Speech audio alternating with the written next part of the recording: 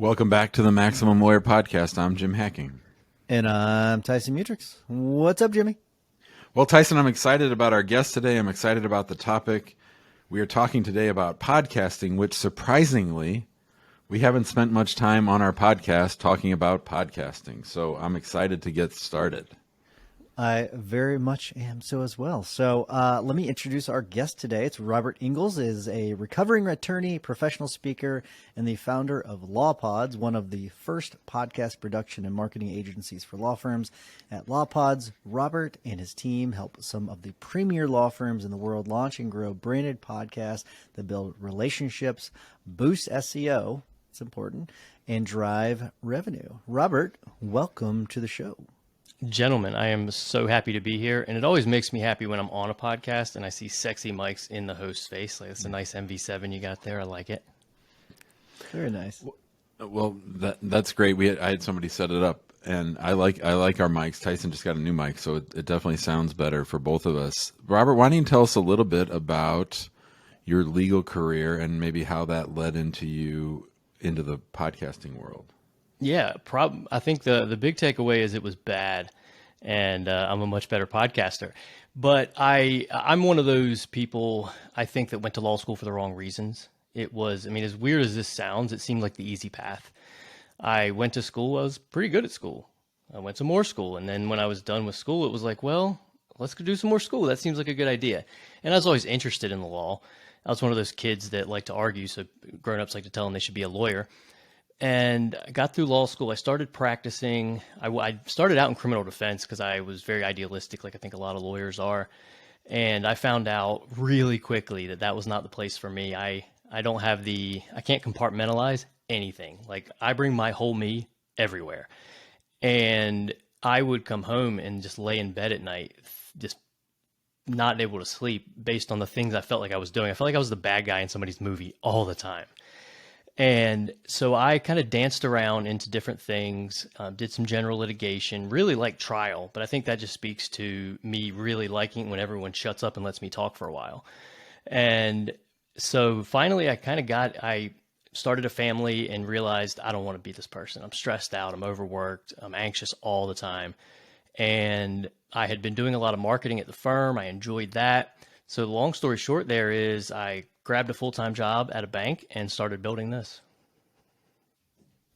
I want to hear about just the mental health standpoint of this. I guess, what was the tipping point for you where you're like, okay, I've got to prioritize my health?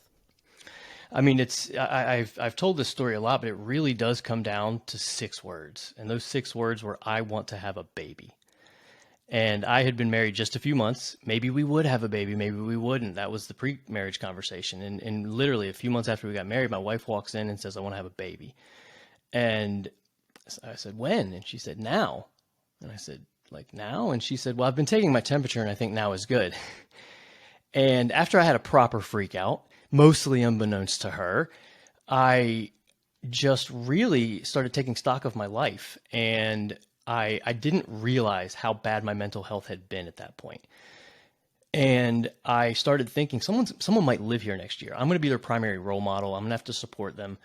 And that really was the tipping point of me going, I can't do this. I can't be somebody's father and do this.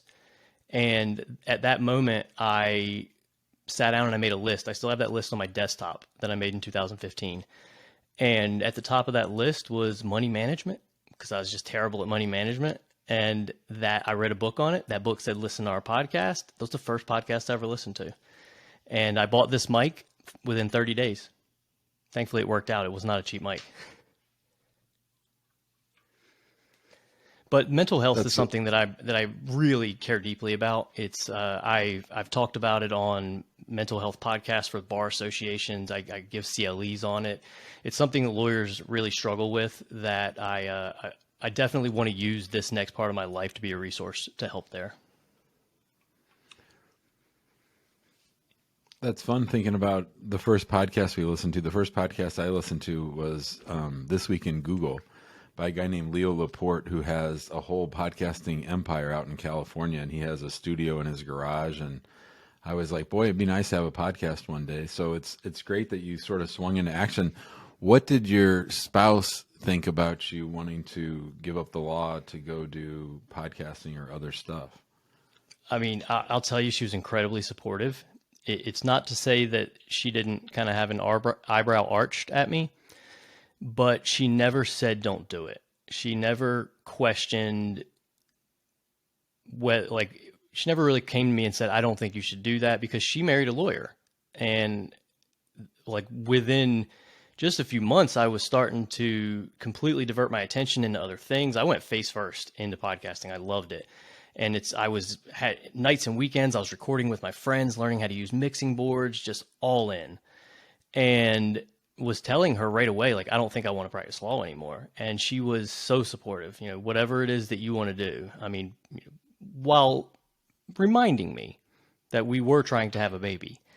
And don't get me wrong, there were moments where we had to have some come to Jesus meetings. There's one that sticks out in my mind is I got a text from her. I know exactly where I was standing, and it said, "What is a tax garnishment?"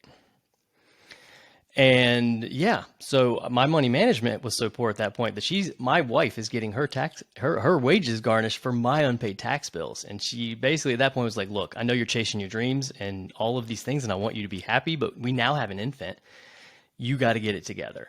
And that's when I got the full-time job and said, okay, I'm going to pick one thing, because I was kind of diversified. I hadn't chosen podcast production for lawyers at that moment. I had like 5 irons in the fire, being super creative. But she was really, really supportive. And when I look around and I see other partners, I don't see that same level of support. So it's easy to take it for granted sometimes when you're not looking around. But yeah, just an incredible level of support when I realized what a big transition that was. So this next question is really for those people that have thought about exiting the law and moving into something else. And so, it's I want to stick with the theme of really, your wife married a lawyer, right?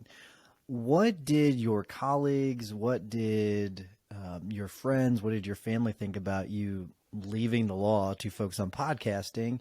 And did you care? And if you did care, how'd you get past that? No, I tend not to like it when people say that's a good question, but it really is a good question, and it doesn't get asked to me a lot. And this won't be a surprise to lawyers, but a lot of my lawyer friends were not supportive. They thought it was insane. But that's who lawyers are. We think about risk first. The risk to most of them was like just outside their level of understanding. Why would you leave something that works and go into something that may not work at all? Like, this may just be a flash in the pan. It may not be a long-term strategy to try to build a business around. But there was a couple that were really supportive. I'll name drop. Harrison Lord is a litigation attorney in Charlotte, and he's been my champion on this from day one. He helped me name the company. And there was a couple of them. Another one of my good friends, Josh Goodman, just another lawyer who just said, no, I love it. I love it. He was one of the people recording with me at night, helping me learn how to use all the stuff, like, kind of honing the craft. And there was a couple of them really were supportive. The lawyers in general were not. They thought it was crazy. They were telling me all the things that were going to go wrong, because that's what lawyers do, and I love them. But my family was incredibly supportive. My mother mostly. I mean, I'm kind of the prodigal son. I'm the only boy, 4 sisters. And my sisters will probably tell you that my mom is always supportive of me. She helped me gather the funds to buy some of the equipment in the beginning because she believed in the dream. And so, which was incredible looking back again, that she wasn't like, wait, I just helped you go to law school and now you want to just throw all that away and go do this other fun thing. So super supportive. And my stepdad just reached the moment in time about a year ago where he stopped going, so how's the little podcast thing going? He's finally past that where he's like, oh wait, this is actually a legitimate business. My family's been in accounting my whole life, so they see the numbers. My sister does my books, and so I think that it made it back to him that I'm making more money than I ever was as a lawyer. So that, I think that helped him go, okay, this is a real thing. All right. It reminds me of Seinfeld, whenever Jerry's parents were always like like trying to give him money, and he's like, I'm doing well. Like, I'm doing well. Quit. And then he, bought his dad a car and everything. So it kind of reminds me of that. Exactly, because it's something that they don't necessarily understand. They don't see, how do you do that thing and then turn that into money. All right. I want to shift gears in a second and get to how podcasting can actually help law firm owners. But I did want to make one little point to your point about leaving the law. And, I left the Catholic Church, and I had Me too. I had a huge, varied response from all different people. And where I settled was that the people who were cool and comfortable with me leaving the church were cool and comfortable in their own skin. The way people reacted was much more about how they are. So if they're lawyers who freaked out because you left the law, that's probably because they're feeling a little shaky themselves in the law. So I'll just throw out that out there. But I do want to get to the podcasting issue, and I'm sort of intrigued by this idea that everyday lawyers can do a podcast, not like Tyson and I do about running a law firm or marketing, but rather about their practice area, and to make it interesting enough that people would want to listen. So what can you tell us about that, Robert? Sure.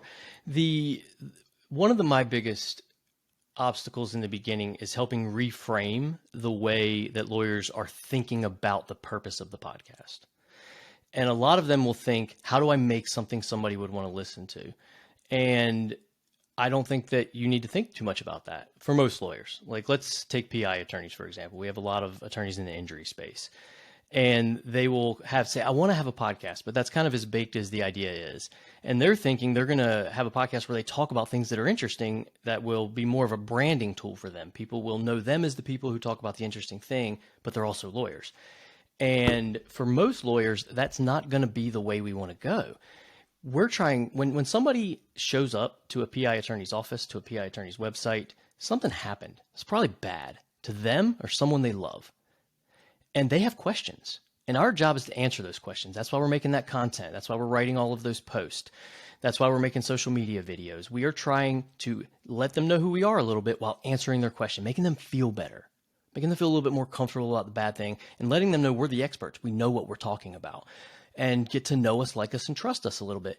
For most attorneys, especially ones who are trying to drive traffic that way, if people are finding you on your website, on your social media, and they have questions, answer those questions with your podcast. Think about it like an FAQ. Here is the answer to your question. Here's what's going to happen next. Here is how we can help you. And then you're not thinking, how do I be entertaining? Not that you shouldn't try to be engaging. Bring yourself to the podcast. Bring your entire personality there. Let them know who their lawyer is going to be. Because this is a journey, and I think a lot of them understand this is a journey that could go on for years. And making a decision to sign with you is a big one. And the more you can do to get over that hump of friction, to getting them to pick up the phone or set that appointment, is important. And a podcast goes a really long way to doing that. I love that. And so that's something we do with our firm podcast, where we answer a lot of those questions, and it prevents a lot of phone calls. But it also, as soon as you call our office, you do get kind of pumped into that pipeline. But one of my favorite things that we do is we have 2 deposition podcast episodes that we've done. They're 5 to 10 minutes. And what clients always tell me is, they'll say, I listened to the podcast on the way, and this is in addition to the other training that we have. I listened to the podcast on the way to the deposition, and it really helped solidify those things we talked about. So there's a lot of powerful things that you can do with it. It's not just trying to bring in clients. It's really not that. And I don't use it at all for that. I use it more for the education part of it. But what would you say are some of the hiccups? I won't call them mistakes. We'll call them the hiccups that you see some of the attorneys make whenever they try to get into podcasting. The sound quality is usually a really big one. Someone will have told them, you should buy a Blue Yeti. And so they're like, you can record everyone on the Blue Yeti. And so they'll buy the Blue Yeti, which, no disrespect to Yeti, great mic if you have a good recording environment. And they'll put it in the middle of the table in their conference room, which is probably the worst room in your office to do it. And they'll all sit around it and they'll talk at the microphone, and it sounds like a conference call. And they're echoing all over the walls. It's picking up the lawnmower outside and the neighbor's cat, and the sound quality will end up being terrible. And that's a big one, and that's an easy one to fix. I'm looking at that MV7 in front of me that Jim is using. That mic I mean, that's a really good mic, and that mic's just over $200, and it's a USB mic. It plugs right into your computer. Anyone can use it. It is plug and play. And now you're going from sounding like you're in a conference room using a speakerphone to sounding like you're a professional podcaster. It's that simple. And there's some that are around $60 that sound almost as good. And so that's a big one. And then another one is not having a plan, is not asking themselves, why am I doing this in the beginning? And so the podcast will start and it'll just be meandering. Every episode won't really have a real specific direction. And I don't think they've thought, okay, why am I doing this? What's the end game? What do I want to happen at the end? Who is the listener? What am I trying to have them do after I'm done? Is this a podcast where I'm driving referrals? I have trial attorneys who have podcasts, and the entire point of the podcast is to make content that lawyers will want to listen to then brand himself and then drive referrals. And that's a very thought out strategy. And other lawyers are very FAQ based. They really are looking at the SEO angle. They want to answer questions that people are typing into Google that's going to bring them to the page. Then when they land on the page, they're going to have good content that they can interact with that will keep them on the page. And so those are really the big two. I mean, there's a lot of them out there that people could be doing better, but those are two that I think are pretty easy fixes, is just take a minute and strategize like any good piece of marketing, because if a lot of them, when you see that podcast, it feels like a random act of marketing, that they were like, someone told us we should have a podcast. And so we got a mic and now we have a podcast. And it's not on the website. It's like hosted on SoundCloud. It's all these little things that they're not doing well. They might be recording it on Zoom. And so the audio quality might be bad, and all these little things they could be doing to up that production value. Because when somebody comes to our podcast and it sounds really bad, I think that tells them something about our firm, that we are not taking this seriously. And if we're not taking like our marketing seriously, what else aren't we taking seriously? It looks like a chink in the armor to me. So I want to jump in real quick. I want to tell a funny story, Jim. So I had my first mic was a Meteor mic, and I actually really liked it. It was portable. It's fantastic. But I then upgraded to the Blue Yeti you were talking about, and we could never really use it well, and I couldn't figure out why. Well, the other day I figured out why. It's been broken for months. I haven't used it in a long time, but I was looking at it. There's these little button options, and you're talking about, yeah, exactly, these little button options, right? And about sitting in the room, and I had no idea that was about the positioning of the microphone and where to sit and where to talk. I had no idea, zero idea. So here's my little point really quick is make sure when you get a mic, go through and watch a tutorial on how to use the microphone before you do it, because you're probably using it wrong. All right, Jimmy, sorry to interrupt. You're listening to the Maximum Lawyer Podcast. Our guest today, Mr. Robert Ingalls. He's the owner and president and grand poobah at LawPods. Robert, tell us some success stories. Tell us some success stories, particularly maybe about solos or smaller firms where people have gotten into the podcast world and have seen some successes out of it. Sure. One of my early ones was an employment lawyer in Charlotte, North Carolina. Probably one of my first 10 clients that really kind of bought into the vision, believed in it, and tried it. And to Tyson's point, one of the things that he did exceedingly well with it was he did make content that was trying to draw in listeners, answer questions for people who had perhaps thought they were going to be terminated, just really nurtured those leads before they were even potential clients. But he also made blocks of content for existing clients. Here's what mediation is. Here's what to expect at mediation. Really helping the client along their journey. And talking to him, he said, it's unbelievable. The people who actually listen to those blocks of episodes, because they send them as part of like their case prep as they're working the case, they send an email that's like, hey, these episodes are good at this moment.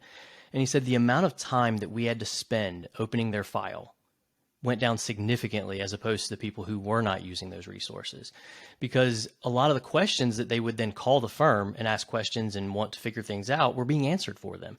So they were saving time inside the office just by creating content that was speaking directly. And that kind of firm they're on contingencies. A lot of them aren't getting paid by the hour.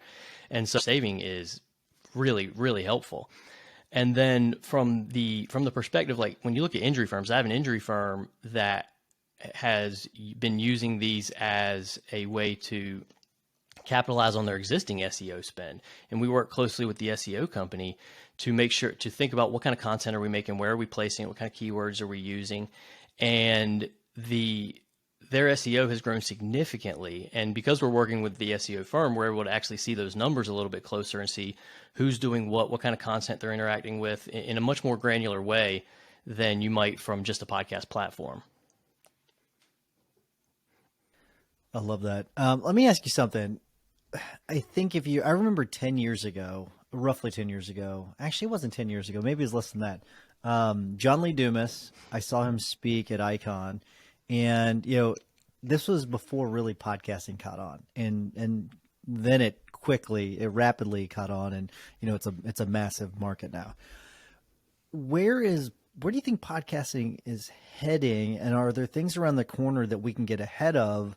Like, for example, one of the major ones they're going back to like video podcasting, which was funny because a long time ago, Apple Podcast was big about video podcasting, and then it kind of fell off. And I wonder, is video podcasting going to become a thing again, or are there other things that maybe we should look out for in the future? Yeah, I mean, I definitely think video podcasting is back in a big way. People want to consume podcasts on YouTube. We know it.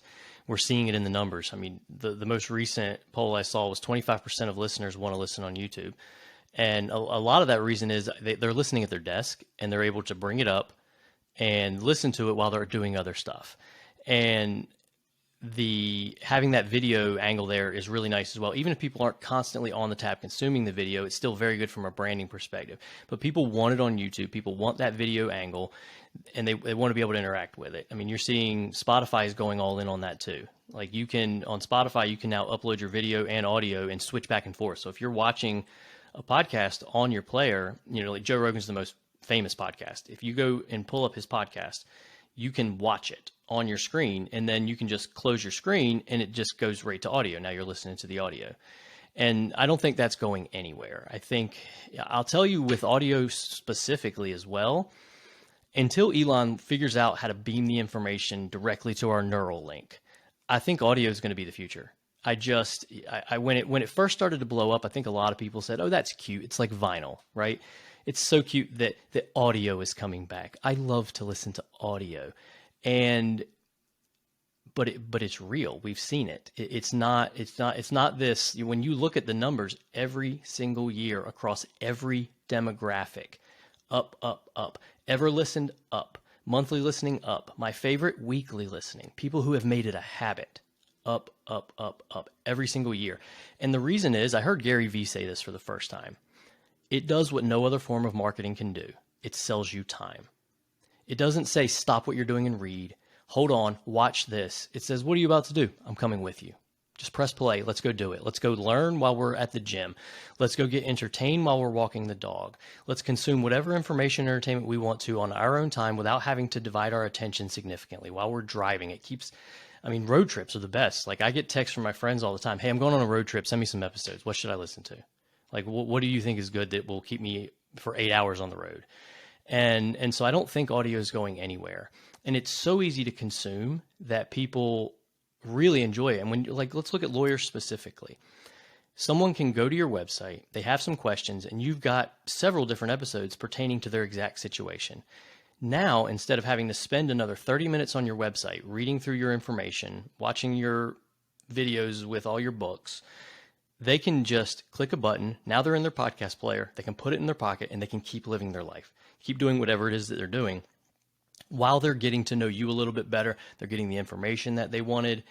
And I kind of felt this way, 7 years ago when I got into it, and I hoped I was right.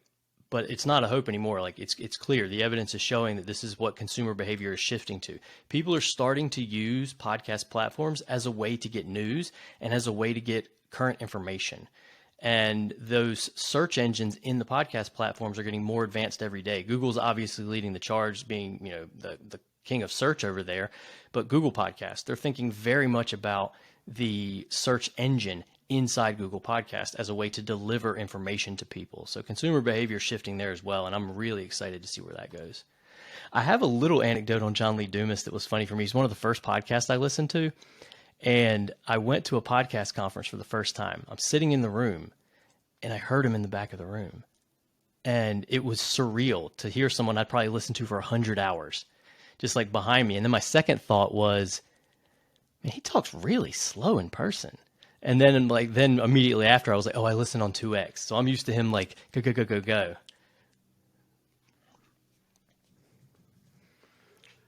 All right, Robert, I have a lot of thoughts and things I'd want to share, but I'm going to ask my last question, and that is, what tips do you have for people to promote their podcast? Tyson and Beck and I are starting to do a little bit more. I'm wondering if you have any tips for us about our podcast, but in general, how do you instruct your clients, the people that do pods with you, to promote their podcast? Oh, I have so many tips. You might have to rein me in. So one of the big ones is video. I think having the video on YouTube is great. Second biggest search engine in the world. Make sure you're there. Make sure you're optimizing. You should have your keywords and your chapters. Make sure that you're thinking about your SEO score on YouTube with your podcast video. Make sure you're tying that back to the original piece of content on your website. All very important things. Make sure it's on your website. I see that done by lawyers terribly a lot. Is they will have a podcast, and if it is on their website, it might be listen to our podcast, and then you have to leave the website to do it. That's not what we want. That's not going to help your SEO. You want to keep people on the page. Don't make them leave. Let them stay if they want to. And so make sure it's on the page. Make sure it's organized well. Write some show notes. Use the transcript. Those are all really good ways. Then take that video that you've made from capturing it on a platform like Riverside. Cut it up into little 60-second, 90-second clips, even maybe longer ones if they're impactful. Put some branding on that. And now you're dropping those on YouTube. You can use shorts on YouTube. If you're on TikTok, Instagram, Facebook, LinkedIn, wherever you're most active, start sharing those clips with the branding on them on those different platforms. And what that does on social media is, when you go to social media and you drop a link, people will tell me, I'll say, how are you promoting your podcast? They'll say, well, we publish an episode and then we go put the link and tell people we have a new episode. And two things are happening there. One, it's getting suppressed because links just tend not to get as much reach and because they drive people off the platform. But two, think about the friction involved in seeing a new podcast episode and only knowing really the title and maybe a quick blurb and then saying, I'm going to stop what I'm doing, which is probably mindlessly scrolling, and just go in this new direction with this podcast. It's just a pretty high bar there to get over. But what we do when we make this micro content, these little video clips with branding on them with good headlines that tell people what this is about, and then we have captions on it as well, is it's the kind of thing that gets shown by the platforms because they promote that kind of content because it gets engagement. And they go by, they stop, and they see the headline, they see the branding, and even if they keep moving, they've seen our branding, like we're branding to them, which is super important, but they can see the captions. They don't have to take an action. They don't have to touch the screen. If it doesn't have captions, you can look at the research. They're going to keep moving. And so those captions, they can read it for a second. They can see the headline, read the captions, and then they start to qualify themselves. They go, oh, that's actually for me a little bit. I might want to know more. They keep watching. They might tap the screen. Now they can hear you. And then at the end, they might go, I need to know more about that. You've converted a listener in a way that link was very rarely going to do. And then you're using quote images that you can share on platforms. And those little things are going to go get you a lot of mileage from your podcast. Then you can take that episode. We do this. We'll take the episode and we'll turn it into long form written content that we're trying to SEO optimize. And lawyers, they'll send them as newsletters. They'll break it up into a newsletter and say, hey, here is something. If you're the kind of lawyer who that type of marketing angle works for you, this can be really impactful. We have a client that has a podcast. The entire point of the podcast, it's in business securities, is to educate existing clients. That's it. Every 2 weeks, you get a update from your lawyer. Just a quick 10, 15-minute hit from your lawyer telling you, hey, here's my thing. And there's so many different ways you can use paid ads behind your stuff. When you make those little videos, those are great for paid ads to push out there to people. So, I mean, I told you had to rein me in. I'll go for a long time on that one.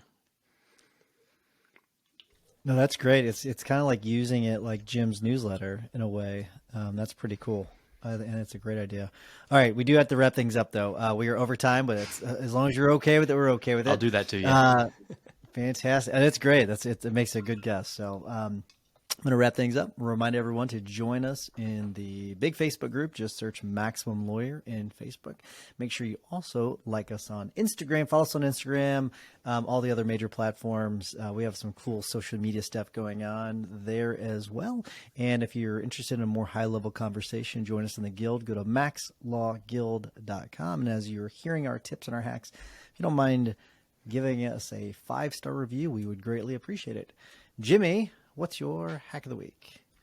For my hack of the week, it's a book that I just finished reading. It's called Loving Kindness by Sharon Salzberg. It's a great book on how we're all connected and how we can move through the world a little bit more deliberately and a little bit more kindly. I enjoyed it and I recommend it highly. I'm going to read it probably 2 more times. Very good. Wow. 2 more times. Look at you, big timer. That's awesome. All right, Robert, you know the routine. Do you have a tip or a hack for us? I'll tell you, I mean, just lately things I've been doing that I've been listening to, Personal Injury Mastermind. I like that podcast a lot. Chris Dreyer is doing some really fun stuff over there on that podcast. Books that I have found really impactful for myself when I was a lawyer. I think Mindset may have been one of the best books I ever read that just knocked my socks off and helped me look at the world in a very different way. And it's, those are 2 that I've been up to. Yeah, I'll leave it at that. Those are 2 things just lately that have been on my mind. So I'm going to give you a tip. That's really good, by the way, Robert. I'm going to give everybody a tip on stress management. So yesterday, Amy gave a presentation to the firm on stress management, and she had really good tips. And I've noticed that my desk has become more and more cluttered as each day goes by, and I've noticed that my stress level increases every day, that it gets more and more cluttered. And one of her tips was clean your freaking desk. And that was for everybody. It wasn't directed at me, although it probably should have been directed at me. And so one of my focuses this week is getting my desk completely cleared off and clean, which is more difficult because we are putting in a new studio next to my desk, but it'll be done and be good and be clean. So that is my tip of the week. So Robert, I will tell you what, Jim and I could probably talk to you for hours. This is a lot of fun. Really enjoy it. I actually took some notes. So really cool stuff. Thank you so much. Hey, absolutely. I appreciate you having me. Thanks, Robert.